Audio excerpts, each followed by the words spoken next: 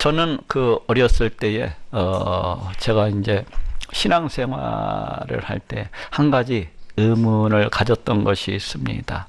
그것은 이제 구약 성경과 이 신약 성경은 왜 다를까 하는 것이었어요. 구약 성경에 보니까 막 짐승을 잡아서 제사하는 그런 모습들이 나오고 있는 것을 볼 수가 있고, 또 신약에서는 볼 수 없는 뭐 제사장들이니 선지자들이니 이렇게 나오는 것을 볼 수가 있고, 여러 가지 그러한 것들이 왜 신약과 구약은 이렇게 다른 것일까? 또 우리 하나님을 바라보아도 이 구약에서 만나는 우리 하나님은 대단히 폭력적이고 보복적이고 또 상당히 그 악하게 이렇게 느껴지는 빡빡한 이런 하나님으로서 느껴지는 그런 하나님인 것을 갖다가 우리가 만나게 됩니다. 그런가 하면 이제 신약에서는 또 이와는 반대로 원수도 사랑해야 되는 만큼 그렇게 한없이 자비롭고 또 한없이 사랑이 많으신 그러한 하나님이신 것을 갖다가 이렇게 보게 돼요. 그러다 보니까 왜 이렇게 구약과 신약은 서로 같지 아니하고 서로 다른 그런 분위기, 그런 생각이 드는 것일까 하는 그런 생각을 했었습니다. 그래서 혹 이 성경이라고 하는 것이 이제 신약 성경과 구약 성경은 별개의 것은 아닐까. 또한 이 신약 성경이라고 하는 것은 이제 구약 성경을 갖다가 폐하고 무효화하고 이렇게 새롭게 그 어떤 신앙의 길을 갖다가 제시하는 것은 아닐까 하는 이런 생각을 갖다가 이렇게 해봤던 적이 있습니다. 그리고 이러한 생각들은 더 나아가서는 이 성경이라고 하는 것이 그 어떤 종교를 위해서 우리 사람이 만들어내고 또 지어낸 그러한 책은 아닐까 하는 이런 의심과 이런 불신 가운데로 이렇게 나아갔던 것을 보게 됩니다. 그런데 이에 대해서 오늘 본문은 그 답을 얻을 수 있도록 이렇게 해주고 있습니다. 우리가 생각하는 이런 의문과 이런 불신들에 대해서 얼마가는 그 해답을 갖다가 제시해주고 있는 것을 보게 됩니다. 오늘 본문 로마서 3장 31절에 그런즉 우리가 믿음으로 말미암아 율법을 폐하느뇨 그럴 수 없느니라 도리어 율법을 굳게 세우느니라 하고 말씀을 하고 있습니다. 그런즉 우리가 믿음으로 말미암아 율법을 폐하느뇨 그럴 수 없느니라 도리어 율법을 굳게 세우느니라. 이것이 무슨 말씀입니까?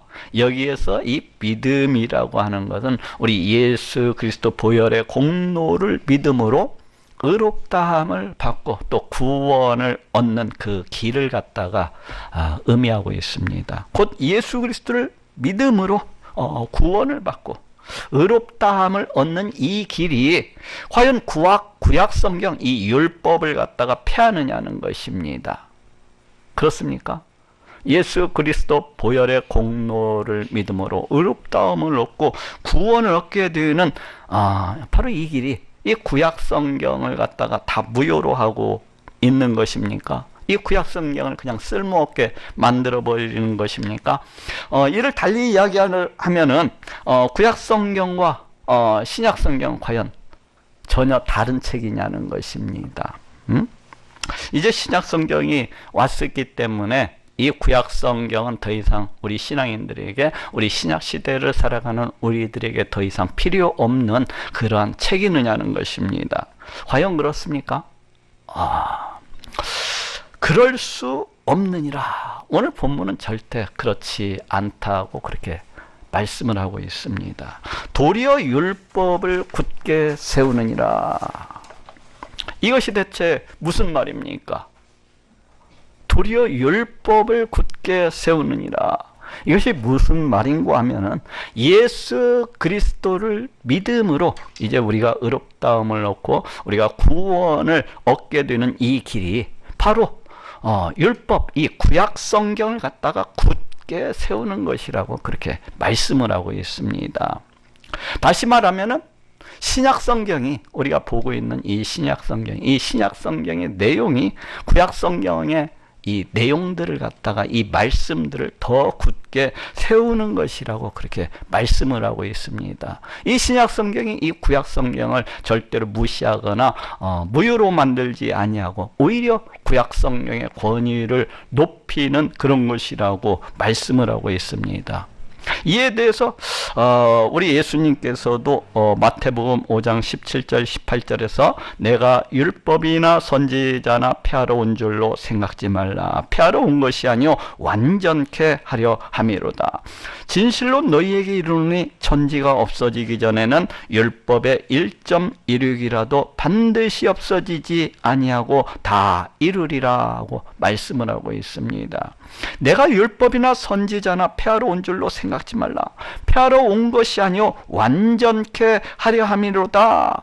우리 예수님께서 이 땅 가운데 육신의 몸을 입으시고 이렇게 오신 것은 이 구약 성경을 폐하기 위해서 오신 것이 아니라 오히려 완전케 하기 위해서, 오히려 충만케 하기 위해서, 오히려 이 구약 성경의 말씀을 굳게 세우시기 위해서 오신 것이라고 그렇게 말씀을 하고 있습니다.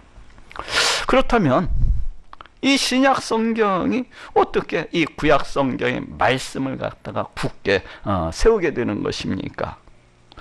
다시 얘기해서 왜 예수 그리스도를 믿음으로 이 의롭다함을 얻고 이 구원을 얻는 이 길이 이 율법을 갖다가 굳게 세우는 그러한 일이 되는 것입니까? 오늘은 이에 대해서 알아보고 또 은혜를 나누고자 합니다. 먼저 율법, 그 구약 성경이라고 하는 것은 우리 예수님 사역의 모형과 그 그림자로서 이렇게 주어졌다고 할 수가 있습니다. 우리 죄인된 인간은 우리 하나님 앞에 나아갈 수가 없어요. 우리 죄인된 인간은 우리 하나님 앞에 설 수도 없습니다. 이런 죄인된 우리 인간이 우리 하나님께 나아가고 우리 하나님 앞에 설 수 있기 위해서는, 이런 죄인된 인간이 우리 하나님 앞에 나아가서 우리 하나님을 찬양하고 높일 수 있기 위해서는 이 죄의 문제를 반드시 해결해야만 됩니다.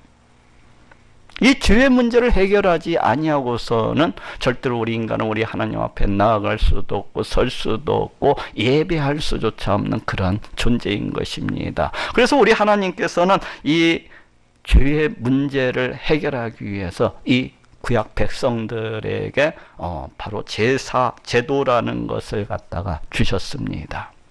그래서 이스라엘 백성들이 우리 하나님께 나아가고자 할 때는 반드시 그 짐승을 잡아가지고 그 피를 뿌리고 난 다음에서야 우리 하나님 앞에 이렇게 나아가곤 했던 것을 볼 수가 있습니다. 왜 그렇습니까? 그 원리는 바로 다음과 같습니다. 성경 로마서 6장 23절에 죄의 싹은 사망이요 하고 말씀을 하고 있습니다. 이 말씀은 우리 인간의 죄를 짓게 되면 우리 인간은 우리 하나님 앞에 나아갈 수도 없고 우리 하나님 앞에 설 수도 없고 우리 하나님께서 함께 하실 수도 없는 바로 그러한 존재라는 것입니다. 사망! 우리 하나님께서 결코 함께 하실 수가 없다는 거예요. 그리고 결국에는 이러한 인간은 우리 하나님께로부터 영원히 심판을 받고 영원히 죽을 수밖에 없는 그러한 존재라는 것입니다. 성경은 이 죄의 문제를 해결하기 위해서는 반드시 핏뿌림이 필요하다고 그렇게 말씀을 하고 있습니다. 왜 그렇습니까? 레위기서 17장 14절에 모든 생물은 그 피가 생명과 일체라 하고 말씀을 하고 있습니다. 모든 생물은 그 피가 생명과 일체라. 또 레위기서 17장 11절에도 육체의 생명은 피에 있습니다. 내가 이 피를 너희에게 주어 단에 뿌려 너희의 생명을 위하여 속하게 하였나니 생명이 피에 있으므로 피가 죄를 속하느니라 하고 말씀을 하고 있습니다. 육체의 생명은 피에 있습니다. 생명이 피에 있으므로 피가 죄를 속하느니라. 또 히브리서 9장 22절에도 피 흘림이 없은즉 사함이 없느니라 하고 말씀을 하고 있습니다. 죄값은 사망이요. 곧 하나님께서는 이 죄의 문제를 해결하시기 위해서 이 생명과도 같다고 할 수가 있는, 이 생명과 일체라고 할 수가 있는 이 생명의 피를 뿌리게 하심으로 해서 그 죄값, 그 사망을 대신할 수 있게 해주신 것입니다. 곧 하나님께서는 이스라엘 백성들이 우리 하나님께 나올 때마다 이렇게 짐승을 잡아서 피를 뿌리게 하심으로 해서 이스라엘 백성들이 그 죄의 문제를 해결할 수 있도록 그렇게 해주셨던 것입니다. 그래서 이스라엘 백성들이 그 자신이 가지고 있는 이 죄의 문제를 해결함을 받고서 우리 하나님께 나올 수 있도록, 우리 하나님 앞에 설 수 있도록, 우리 하나님을 갖다가 예배할 수 있도록 그렇게 배려해 주셨던 것이라고 할 수가 있습니다. 그런데 우리 하나님께서 이 핏부림의 제사를 주신 가장 중요한 이유는 바로 우리 하나님께서 우리 인간의 죄를 갖다가 씻어주시기 위해서 이 땅 가운데 보내시는 그 메시아의 사역을 모형적으로 또 그림자처럼 이렇게 애표적으로 보여주는 데 있습니다. 이 구약 성경에 나오는 이 제사의 모습들은 바로 이 땅 가운데 오시는 우리 예수님의 사역을 갖다가 그 모형적으로 그림자처럼 이렇게 보여주고 있는 것입니다. 이를 통해서 우리 하나님께서는 장차 우리 예수님께서 이 땅 가운데 오셨을 때에 우리 하나님의 택하신 백성들이 그 예수 그리스도를 믿음으로 우리 하나님의 백성이 되고 우리 하나님의 자녀가 되어서 그렇게 살아가기를 원하셨던 것이라고 할 수가 있습니다. 그래서 히브리서 8장 5절에도 저희가 섬기는 것은 하늘에 있는 것의 모형과 그림자라 하고 말씀을 하고 있습니다. 저희가 섬기는 것은 하늘에 있는 것의 모형과 그림자라. 이 구약시대 이 제사장들이 이제 짐승을 잡아서 피를 뿌리면서 이렇게 제사를 드리는 모습은 다만 이 땅 가운데 오시는 그 메시아의 모형과 그 그림자였을 뿐이라고 이렇게 말씀을 해주고 있습니다. 이 구약시대의 성막도 그렇고 구약시대 이스라엘 백성들이 짐승을 잡아서 이 제사를 드리는 것은 하늘에 있는 것의 모형과 그림자라 하고 이렇게 말씀을 해주고 있습니다. 그렇습니다. 우리 예수님은 이 모형과 이 그림자의 실체로서 이 땅 가운데 오셨습니다.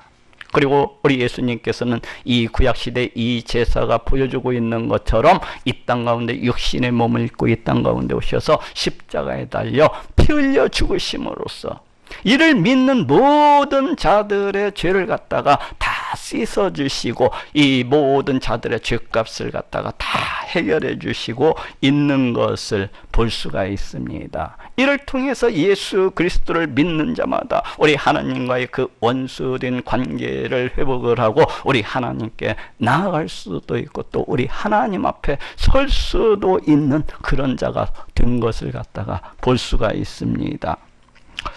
이는 무엇을 말해주고 있습니까? 이는 예수 그리스도를 믿음으로 의롭다함을 얻고 또 구원함을 얻게 되는 이 길이 우리 하나님의 율법, 이 구약 성경의 말씀을 갖다가 패버리는 것이 아니라 오히려 이 하나님의 말씀, 이 구약 성경을 갖다가 굳게 세워주고 있는 것을 보게 됩니다. 이 구약 성경과 신약 성경은 전혀 별개의 것이 아니라 우리 하나님께서 구약 성경에서 이 모형과 그림자로서 보여주셨던 것을 이 신약 성경에서 그 실체를 통해서 드러내고 나타내고 있는 것을 볼 수가 있습니다. 이렇게 신약 성경은 구약 성경의 그 말씀들을 갖다가 그냥 다 무시하고 다 패버리는 것이 아니라 오히려 구약 성경의 이 말씀의 권위를 갖다가 높이고 또 높이고 있는 것을 이렇게 보게 됩니다. 두 번째로 율법, 이 구약 성경은 우리 인간으로 하여금 죄를 깨닫도록 하기 위해서 그렇게 주어졌습니다. 우리 인간은 에덴 동산에서 죄를 범한 이유로 우리 하나님을 떠나서 그 부패함과 그 타락함 속에서 그렇게 살아가는 것을 보게 됩니다. 그러면서도 그 부패함과 그 타락함 속에서 이렇게 살아가면서도 이 넘쳐나는 이 죄악이 넘쳐나는 이 세상 가운데서 그렇게 살아가면서도 전혀 죄에 대해서 알지 못하고 전혀 깨닫지 못하면서 그렇게 살아가는 것을 볼 수가 있습니다. 그렇지 않아요? 죄가 죄인 줄을 모릅니다. 하나님을 찬양하고 하나님을 높이지 아니하는 것이 죄라는 것을 모릅니다. 하나님을 떠나서 그렇게 살아가는 것이 죄라는 것을 알지 못하고 그렇게 살아갑니다. 우리 인간이 하나님보다도 세상 것을 더 살아가는 것이 그렇게 우상숭배요, 그게 탐심이요, 그게 죄악이라는 것을 알지도 못하고 깨닫지도 못하면서 그렇게 살아가는 것을 볼 수가 있어요. 이에 우리 하나님께서는 이제 우리 하나님의 말씀, 이 율법을 주셔서 과연 죄가 무엇인지를 갖다가 깨닫게 하시고자 우리에게 이 율법을 갖다가 주신 것입니다. 그럴 뿐만 아니라 이 율법을 통해서 우리가 과연 어떠한 상황 가운데 처해 있는지 알게 해주시기를 원하셨던 것이라고 할 수가 있어요. 그래서 로마서 3장 20절에도 율법으로는 죄를 깨달음이니라 하고 말씀을 하고 있고, 또 로마서 5장 13절에도 죄가 율법이 있기 전에도 세상에 있었으나 율법이 없을 때에는 죄를 죄로 여기지 아니하느니라 하고 말씀을 하고 있습니다. 또 로마서 7장 7절에도 율법으로 말미암지 않고는 내가 죄를 알지 못하였으니 곧 율법이 탐내지 말라 하지 아니었더라면 내가 탐심을 알지 못하였으리라 하고 말씀을 하고 있습니다. 율법으로 말미암지 않고는 내가 죄를 알지 못하였으니 곧 율법이 탐내지 말라 하지 아니하였다면 내가 탐심을 알지 못하였으리라. 이렇듯 우리는 율법을 통해서, 우리는 이 구약성경 말씀들을 통해서 죄가 무엇인지를 갖다가 깨닫게 됩니다. 그래서 우리가 구약성경을 읽고 또 읽게 되면은 깨닫는 것이 무엇입니까? 그것은 이것이 죄로구나, 이것도 죄로구나, 이것도 죄로구나 하는 것을 갖다가 깨닫게 됩니다. 내가 하나님을 갖다가 늘 가까이 하지 못하고 늘 우리 하나님을 갖다가 멀리하면서 그와 같이 내 욕심만을 위해서 내 강팍과 그 완악함과 그 배역함만을 쫓아서 살아가는데 이것이 죄로구나, 이렇게 깨닫게 됩니다. 그러면서 이것도 죄요, 저것도 죄요, 이것도 죄요, 저것도 죄요. 내 모든 삶 가운데, 내 모든 인생 가운데 그 죄악이, 우리 하나님께서 가증히 여기시고 우리 하나님께서 진노하시는 그 죄악이 내 인생 가운데, 내 삶 가운데 넘쳐나고 있는 것을 갖다가 발견을 하게 됩니다. 참으로 구약 성경을 보면 볼수록 내 자신의 완악함과 내 자신의 더러움과 내 자신의 그 추악함들은 드러나고 또 드러나고 넘쳐나고 또 넘쳐나는 것을 갖다가 보게 됩니다. 그래서 구약 성경을 읽으면 읽을수록 그 죄악으로 인해서 한탄하고 절망을 하게 되고 우리 하나님을 향하여서 부르짖고 또 부르짖게 되는 것입니다. 뭐라고 부르짖습니까? 오 하나님, 이 죄인을 어찌하면 좋습니까? 하나님, 이 죄인을 어찌하면 좋습니까? 왜 나는 이토록 우리 하나님을 떠나서 행하는 자입니까? 왜 나는 우리 하나님의 진노와 우리 하나님의 분노를 갖다가 늘 일으키면서 살아가는 그런 존재인 것입니까? 하면서 부르짖게 되는 거야. 이 죄로 인해서 우리 하나님께로부터 심판을 받고 영원히 멸망받아 죽을 수밖에 없는 그런 죄인이라는 것을 갖다가 깨닫고 우리 하나님 앞에 나아가서 부르짖고 또 부르짖게 되는 것입니다. 그러면서 우리는 우리를 구원하시기 위해서 이 땅 가운데 오신 메시아, 우리 예수님을 갖다가 찾고 구하게 됩니다. 우리 예수님께서 나를 죄로부터 구원하시기 위해서, 나를 이 영원한 멸망, 영원한 진노, 영원한 분노로부터 구원하시기 위해서 이 땅 가운데 오셨구나 하고 그 예수님으로 인하여서 위로를 받고 다시금 힘을 얻고 서게 됩니다. 결국 이 율법이 우리를 우리 예수님께로 인도하고 있는 것을 보게 됩니다. 이 율법이 우리를 갖다가 붙들어서 우리 예수님께로 데리고 가는 것을 보게 됩니다. 그래서 갈라디아서 3장 24절에도 이같이 율법이 우리를 그리스도에게로 인도하는 몽학선생이 되어 우리로 하여금 믿음으로 말미암아 의롭다함을 얻게 하려 함이니라 하고 말씀을 하고 있습니다. 이같이 율법이 우리를 그리스도에게로 인도하는 몽학선생이 되어 우리로 하여금 믿음으로 말미암아 의롭다함을 얻게 하려 함이니라. 이 몽학선생이 무엇입니까?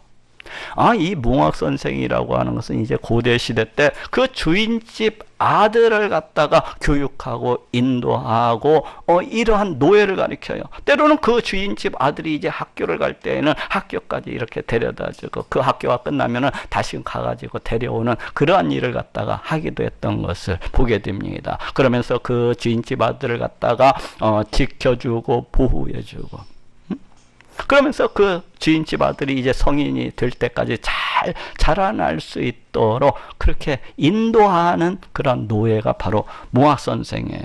그런데 율법이라고 하는 것이 바로 이 몽학선생처럼 우리를 갖다가 예수님께로 이렇게 인도하고 있음을 비유하고 있는 그런 표현입니다.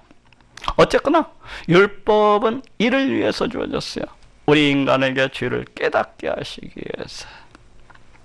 그래서 그 죄로 인해서 우리 하나님께로부터 심판을 받고 영원히 멸망받아 죽을 수밖에 없는 그런 존재라는 것을 깨닫게 하기 위해서, 그래서 우리 예수님께로 인도하기 위해서 그래서 주어졌습니다. 그래서 이러한 것을 보면은 우리가 예수 그리스도 보혈의 공로를 믿음으로 의롭다함을 받고 또 구원을 얻는 이 길이라고 하는 것이 바로 율법을 갖다가 이 구약 성경의 말씀을 굳게 세우고 있는 것이라는 것을 알게 됩니다. 이 신약 성경의 말씀들이 구약 성경의 말씀을 갖다가 그냥 무효하려 하고 다 이렇게 폐지해 버리는 것이 아니라 오히려 구약 성경의 말씀을 더욱더 온전케 하고 더욱더 충만케 하고 있는 것을 보게 됩니다.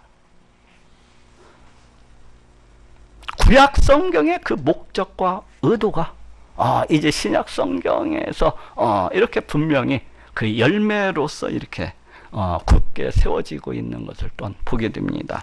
세 번째로 성경은 모든 곳에서 우리 하나님의 영광을 선포하고 있습니다. 성경은 곳곳에서 우리 하나님의 영광을 선포하고 있는 것을 볼 수가 있어요. 우리 하나님 과연 어떠하신 분인지, 우리 하나님의 능력은 그 얼마나 끝내주시는 분이신지, 우리 하나님의 권세는 그 얼마나 굉장한 것인지, 우리 하나님이 얼마나 위대하고 얼마나 광대하시고 또 얼마나 신실하시고 얼마나 사랑이 많으신지, 성경은 모든 곳에서 이와 같이 우리 하나님의 영광을 갖다가 선포하고 있는 것을 볼 수가 있어요. 그런데 그 가운데에서도 특별히 우리 하나님의 이 크신 영광은 우리 인간을 갖다가 구원하시기 위한 그 구원 계획, 그리고 그 구원 계획의 성취를 통해서 놀랍도록 드러나고 또 드러나고 있는 것을 보게 됩니다. 우리 하나님께서는 우리 인간이 에덴 동산에서 죄를 범하고 그 죄를 정죄받는 그 자리에서 이 여자의 후손을 통해서 우리 인간을 갖다 구원하실 것을 선포하고 계신 것을 볼 수가 있어요. 그 이후에 우리 하나님께서는 저 갈대아 우르에 살고 있던 이 아브라함을 이제 불러내시고 그 후손을 통해서 이 세상 모든 만민이 복받게 될 것을 말씀하고 계신 것을 볼 수가 있습니다. 즉 죄로 인해서 영원히 죽을 수밖에 없는 우리 인간이 이 아브라함의 자손, 이 후손을 통해서 이제 구원함을 받고 우리 하나님의 백성이 되고 우리 하나님의 자녀가 될 것을 선포하고 있는 것을 볼 수가 있습니다. 그리고 우리 하나님께서는 자신이 장차 이 아브라함의 후손을 통해서 베푸실 이 구원의 모습이 무엇인지를 갖다가 우리에게 알려주시기 위해서 이 출애굽을 갖다가 벌써 400여 년 전에 준비하고 계신 것을 볼 수가 있습니다. 이 아브라함의 자손들이 이제 장차 이방 땅에 들어가서 400여 년 동안 종살이를 하게 되리라는 것입니다. 어떻게 되었습니까? 모세의 때에 이제 모세라는 사람을 이렇게 세워가지고 우리 하나님께서 이 이스라엘 백성들을 그 애굽 땅에서 종노릇하고 있던 그 이스라엘 백성들을 갖다가 구원해 내시는 것을 볼 수가 있습니다. 이 세상 역사를 통해서 앞으로 장차 자신이 베푸실 그 구원의 모습을 갖다가 우리 인생들에게 제시해 주고 있는 것을 볼 수가 있어요. 그리고 또 이렇게 한 번으로는 너무 부족할 것 같으니까 우리 인생들이 너무나도 완악하고 너무나도 강팍하고 자기 잘난 맛에 그렇게 교만함 속에서 살아가기 때문에 우리 하나님께서는 더 놀라운 구원 계획을 갖다가 베푸시고 계신 것을 볼 수가 있습니다. 이 이스라엘 백성들을 향해서 너희는 장차 바벨론 땅에 다 포로로 끌려갈 것을 갖다가 말씀하고 계신 것을 볼 수가 있어요.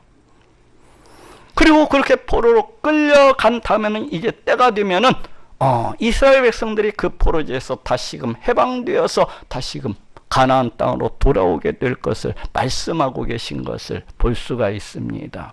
이 이스라엘 백성들이 바벨론 땅에 포로로 끌려갔을 때 해방되리라고 그렇게 말씀하신 것이 아닙니다. 이스라엘 백성들이 벌써 포로로 끌려가기 전에 수백 년 전부터 많은 선지자들을 통하여서 너희가 이방 땅에 포로로 끌려가게 될 것이고 그 포로로부터 다시 해방을 받고 구원함을 받고 돌아오게 될 것을 말씀을 하고 있습니다. 이 세상 역사를 통해서 자신이 장차 보내시는 이 메시아를 통해서 베푸실 그 구원의 모습을 그려나가고 계신 것입니다. 이 바벨론 포로 해방을 통해서 우리 하나님께서는 이 메시아 시대가 과연 어떠한 것인지, 이 땅 가운데 보내시는 이 메시아는 과연 어떠하신 분이신지, 이 메시아를 대하는 사람들의 반응은 어떠할 것인지, 이 메시아가 은 30냥에 팔려가 죽게 될 것이며, 이런 모든 것들에 대해서 세세하게 이렇게 말씀하고 계신 것을 볼 수가 있습니다. 이 세상 역사를 통해서 장차 그 베푸실 그 구원의 모형을 갖다가 제시해주고 계신 것을 볼 수가 있습니다. 이것을 어느 누가 이렇게 할 수가 있겠습니까? 이것을 어느 누가 이렇게 할 수가 있겠습니까? 이 세상, 이 온 우주 만물을 다 창조하시고 그 지으신 이 모든 것들을 그 뜻대로 다스리시고 통치하시는 우리 하나님, 그분이 아니시라면은 이것을 갖다가 맘대로 이렇게 행하실 수는 없으실 것입니다. 어느 사람이 능력이 있어서 수백 년 뒤에 이루어질 일을 갖다가 다 계획하시고 그를 통해서 신약 가운데 오시는 이 메시아의 모형을 갖다가 제시해 줄 수 있는 사람이 있겠습니까? 만약에 그런 사람이 있다고 한다면 그 사람은 묶어놓고 잘 돌봐드려야 돼요. 이것은 우리 하나님만이 하실 수가 있는 것입니다. 하나님만이. 하나님께서 왜 이렇게까지 행하시고 계신 것입니까? 그것은 우리네 인생들이 너무나도 교만하고 또 너무나도 강팍하기 때문에 우리 하나님께서 보내시는 그 메시아, 그 예수 그리스도를 이 백성들이 무시하고 멸시하고 받아들이지 아니할 것을 미리 아시고 우리 하나님께서 이래도 너희가 안 믿을래 하면서 이와 같이 그 구원 계획을 갖다가 낱낱이 밝혀주고 계신 것입니다. 우리는 이 구원 계획 속에서 참으로 놀라우신 우리 하나님을 만납니다. 우리 하나님께서 그 얼마나 광대하신 분이신지, 우리 하나님의 그 권능이 얼마나 높으시고 또 높으신 분이신지, 우리 하나님의 지혜는 얼마나 우리 인간이 생각할 수조차 크시고 또 크신지, 우리 하나님의 그 놀라우신 권능을 갖다가 우리는 이 구원 계획 속에서 만나고 또 발견하게 되는 것입니다. 우리 하나님은 참으로 살아계시고 참으로 역사하시는 그러하신 분이시로구나 하는 것을 갖다가 만나고 체험을 하게 되는 것입니다. 이러한 것들을 갖다가 맛보고 체험하면서 어찌 우리 하나님이 안 계시다고 그렇게 말을 할 수가 있겠습니까? 우리 하나님의 영광이 이 구원 계획 속에서 높여지고 밝히 드러나고 있는 것을 얼마든지 볼 수가 있어요. 그런데 이런 하나님의 구원 계획이 이자 신약 성경 가운데에서 이렇게 그대로 성취되어지는 것을 볼 수가 있습니다. 우리 예수님께서는 육신의 몸을 입으시고 이 땅 가운데 오셔서 십자가에 달려 피 흘려 죽으심으로 우리 하나님의 영광을 갖다가 밝히 드러내시고 또 높이고 계신 것을 볼 수가 있습니다.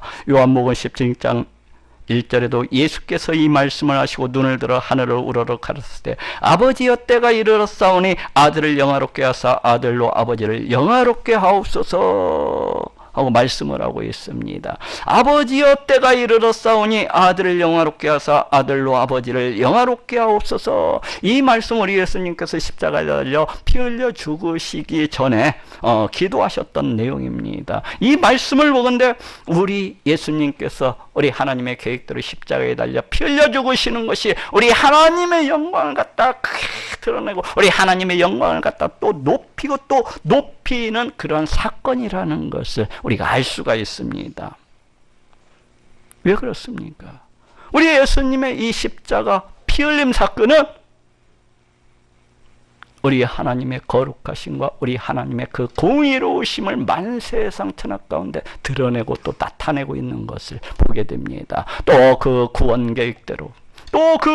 계획대로 하나님의 그 오랜 그 구원 계획을 이 역사를 통해서 실제로 이루시는 우리 하나님의 그 크신 권능, 그 크신 능력을 갖다가 이 십자가를 통해서, 이 십자가 피 흘림을 통해서 우리는 발견을 하게 됩니다. 그리고 우리 하나님의 이 사랑, 이 긍휼, 이 넘쳐나는 이 사랑을 또한 우리는 이 십자가를 통해서 발견을 하게 돼요. 우리 하나님께서 우리 인간을 갖다가, 우리를 갖다가 얼마나 사랑하셨으면 그 하나밖에 없는 독생자를 갖다가 십자가에 못 박아 피 흘려 죽게 하심으로까지 우리를 갖다가 그렇게 사랑하실 수가 있겠습니까? 이렇듯 신약 성경과 구약 성경이라고 하는 것은 결코 다르지 아니하다는 것을 알 수가 있습니다. 이렇듯 구약 성경 따로 신약 성경 따로가 아니라는 것을 알 수가 있습니다. 오히려 신약 성경이 이 구약 성경을 무시하고 폐하는 것이 아니라 이 구약 성경을 굳건히 이렇게 세우고 있는 것을 보게 됩니다. 이 신약 성경이 이 구약 성경의 말씀을 더욱더 온전케 하고 더욱더 충만케 하고 있는 것을 보게 됩니다. 마지막으로 율법은 우리 하나님 백성의 길을 갖다가 제시해주고 있습니다. 우리 하나님의 백성은 이 땅 가운데서 어떻게 살아가야 되는 가에 대해서 우리에게 가르쳐주고 또 알려주고 있습니다. 어떻게 말씀하고 있습니까? 우리 하나님의 백성은 오직 우리 하나님만을 내 하나님으로서 삼고 나는 그 백성이 되어서 그 자녀가 되어서 그렇게 살아가야 될 것을 말씀을 하고 있습니다. 하나님의 말씀은 내가 하나님의 백성으로서 하나님의 자녀로서 우리 하나님 앞에 나아가서 진실된 마음으로 우리 하나님을 찬양하고 높이면서 그렇게 살아가야 될 것을 말씀을 하고 있습니다. 우리 하나님의 말씀은 내가 세상 것보다도 우리 하나님을 더 뜨겁게 사랑하면서 우리 하나님을 가까이 해서 우리 하나님을 친밀히 해서 그렇게 살아가야 될 것을 말씀을 하고 있습니다. 우리 하나님의 말씀은 내 영광을 위해서 나를 높이기 위해서 더 많은 돈을 벌기 위해서 그렇게 살아가는 것이 아니라 우리 하나님을 위해서 우리 하나님의 이름을 위해서 그 영광을 위해서 그렇게 살아가야 될 것을 말씀을 하고 있습니다. 그렇지만 이스라엘 백성들은 이와 같이 살아갈 수가 없었습니다. 이스라엘 백성들은 이와 같이 살아가지를 못하고 우리 하나님께로부터 늘 진노와 분노 가운데에서 와 같이 살았던 것을 볼 수가 있어요. 왜 그렇습니까? 비록 이스라엘 백성들이 이 하나님의 말씀, 이 율법을 가지고는 있었지만은 우리 하나님에 대해서 잘 알지를 못했기 때문입니다. 우리 인생이 그렇듯 우리네 인생은 에덴 동산에서 죄를 범함으로 해서 그 총명이 무디어진 자들입니다. 어리석음으로 넘쳐나는 자들입니다. 그렇기 때문에 우리 자연인이라고 하는 것은 우리네 인생이라고 하는 것은 하나님의 말씀을 갖다가 받았음에도 불구하고 그 말씀을 보기는 못해 우리 하나님을 갖다가 깨닫지를 못합니다. 우리 하나님의 말씀을 듣기는 듣되 우리 하나님의 말씀을 갖다가 이해하지도 못하고 깨닫지도 못하는 것을 보게 됩니다. 그렇지만 신약은 좀 다릅니다. 예수 그리스도를 믿음으로, 예수 그리스도 보혈의 공로를 믿음으로, 오직 믿음으로써 함께하는 이 신약 시대는 구약 시대와는 다른 것을 보게 됩니다. 뭐가 다릅니까? 왜 그렇습니까? 그것은 우리 성령 하나님께서 그 믿는 자의 심령 가운데 함께하고 계시기 때문입니다. 예수 그리스도 보혈의 공로를 믿는 자마다 다 성령님께서 함께하고 계신 것을 볼 수가 있습니다. 그 성령님께서 나를 갖다가 성전 삼으시고 늘 함께하고 계신 것을 볼 수가 있어요. 또한 함께하실 뿐만 아니라 우리가 말씀을 통하여서 우리 하나님을 갖다가 알게 하시고 우리 하나님을 갖다가 깨닫게 하시는 것을 볼 수가 있어요. 말씀을 통하여서 우리 하나님의 구원 계획을 알게 하시고 깨닫게 하시는 것을 볼 수가 있습니다. 그리고 그 구원 계획들을 이 땅 가운데 오신 메시아 우리 예수님에 대해서 알 수 있도록, 깨달을 수 있도록, 또 믿을 수 있도록 그렇게 인도해 주시고 계신 것을 볼 수가 있습니다. 그래서 예수께서 11장 19절 20절에도 내가 그들에게 일치한 마음을 주고 그 속에 새 신을 주며 그 몸에서 굳은 마음을 제하고 부드러운 마음을 주어서 내 율례를 쫓으며 내 규례를 지켜 행하게 하리니 하고 말씀을 하고 있습니다. 장차 우리 하나님께서 보내시는 그 메시아 시대가 되면은 우리 하나님께서 새하신 성령을 주어서 우리 사람으로 하여금 우리 하나님의 말씀을 깨닫고 우리 하나님의 말씀을 지켜 행하게 하겠다는 그런 하나님의 약속입니다. 또 요한복음 14장 26절에도 보혜사 곧 아버지께서 내 이름으로 보내실 성령 그가 너희에게 모든 것을 가르치시고 내가 너희에게 말한 모든 것을 생각나게 하시리라 하고 말씀을 하고 있습니다. 우리 성령 하나님께서 믿는 자마다 그 심령 가운데 함께 하시고 친히 말씀을 통해서 하나님을 가르치시고 예수님을 가르치시고 이렇게 하실 것을 말씀을 하고 있습니다. 그래서 성령님께서 함께 하시는 이 시대는 성령님께서 가르쳐 주심으로 인해서 참으로 우리 하나님을 알고 깨닫는 그러한 시대입니다. 우리 하나님의 존재를 갖다가 우리 하나님은 정말로 살아계시고 정말로 역사하시는 분이시로구나. 우리 하나님은 영적인 분이시어서 우리 눈에 보이지 아니하지만 늘 우리를 갖다가 성전 삼으시고 나와 함께하고 계신 그러하신 분이시로구나 하고 늘 깨닫게 되는 거예요. 그리고 나를 구원하시기 위해서 그 하나밖에 없는 독생자 예수 그리스도를 이 땅 가운데 보내주시고 지금도 나를 사랑하심으로 성령을 통하여서 지금도 나와 함께하고 계신 그러하신 분이시로구나 하고 깨닫게 됩니다. 그래서 모든 삶 속에서 우리 하나님께 나아갈 때도 진실로 그 하나님의 그 살아계신 현존 앞에 비록 자기 눈에 보이지 아니하지만은 그 살아계신 하나님의 현존 앞에 나가서 참으로 기뻐하는 마음으로 참으로 즐거워하는 마음으로 우리 하나님을 갖다가 찬양하고 또 예배 드리게 되는 것입니다. 그럴 뿐만 아니라 나를 위해서 살아가는 것이 아니라 우리 하나님을 위해서 하나님의 이름을 위해서 그 영광을 위해서 그와 같이 살아가게 되는 것입니다. 왜 그렇습니까? 저 영원한 천국이 분명히 존재하고 있다는 것을 알기 때문에 하늘에다가 보화를 쌓는 그러한 삶을 살아갈 수가 있는 것입니다. 참으로 이러한 모든 것들을 보면은 예수 그리스도 보혈의 공로를 믿음으로 의롭다함을 얻고 또 구원함을 얻는다고 하는 이 길이 결코 구약 성경의 말씀을 폐하지 아니하고 오히려 이 율법을 갖다가 굳건히 이렇게 하고 있는 것을 보게 됩니다. 구약 성경을 갖다가 무시하고 멸시하는 것이 아니라 오히려 이 구약 성경의 말씀을 드높이고 또 드높이고 있는 것을 이렇게 보게 됩니다. 참으로 우리가 성령을 받음으로 우리 하나님 말씀이 의도하는 대로 우리가 하나님의 백성으로서 그 자녀로서 참으로 그 믿음 가운데서 그와 같이 살아가는 것을 볼 수가 있습니다. 자, 따라해 봅시다. 믿음으로 말미암아 율법을 폐하느뇨. 지금 우리에게는 우리 하나님께서 우리에게 주신 우리 하나님의 이 복된 말씀이 함께하고 있습니다.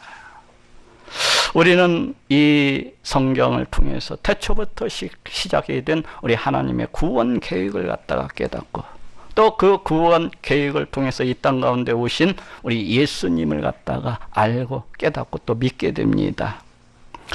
이 구약 성경과 이 신약 성경이라고 하는 것은 전혀 별개의 책이 아니라 오히려 서로를 갖다가 지지해주고 서로를 갖다가 높여주는 그러한 관계라고 할 수가 있어요. 오히려 서로를 갖다가 충만케 해주고 서로를 갖다가 완전케 해주는 그러한 관계라고 할 수가 있습니다. 어쨌거나 여기에 모인 모든 분들은 우리 하나님의 말씀을 통해서 우리 하나님의 존재를 깨닫고 우리 하나님이 살아계시고 역사하시는 그런 분이시라는 것을 알고 또 그 하나님께서 나를 사랑하심으로 독생자 예수 그리스도를 이 땅 가운데 보내주셔서 십자가에 매달려 피 흘려 죽게 하셨다는 것을 알고 깨닫고 믿음으로 우리 하나님께서 주시는 복 가운데 나아가는 모든 분들이 될 수 있기를 예수님의 이름으로 축원합니다.